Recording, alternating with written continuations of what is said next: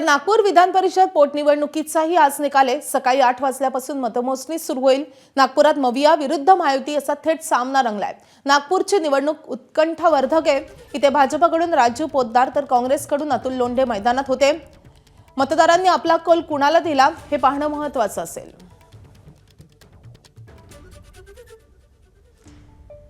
आपले प्रतिनिधी रजत वशिष्ठ सध्या आपल्या सोबत आहेत।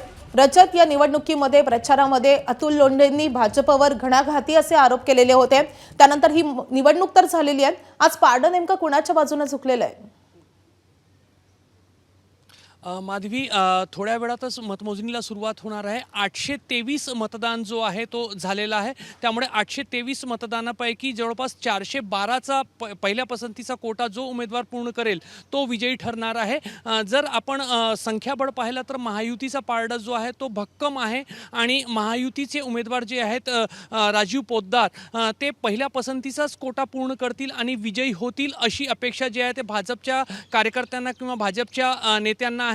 खरं पाहिलं तर नागपूर मुख्यमंत्री देवेंद्र फडणवीस आणि सोबतच महसूल मंत्री चंद्रशेखर बावनकुळे यांचा गृह जिल्हा असल्यामुळे या जिल्ह्यातली निवडणूक जी आहे ती भाजपने मोठ्या फरकाने जिंकावी यासाठी भाजपनं जोरदार तयारी केली होती।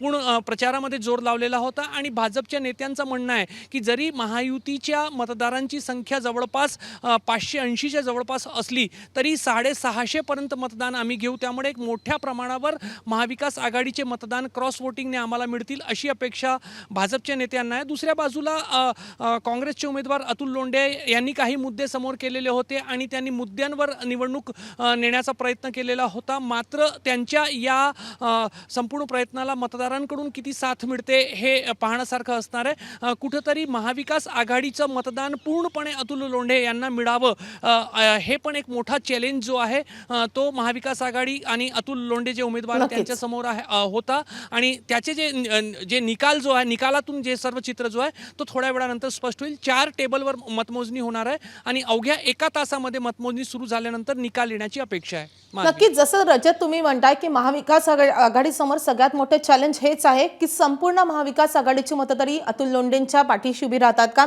हे पाहणं अत्यंत महत्त्वाचं असेल। रजत, अपडेट घेत राहू। सध्या धन्यवाद या सगळ्या सविस्तर माहितीसाठी। एबीपी माझा, उघडा डोळे बघा नीट।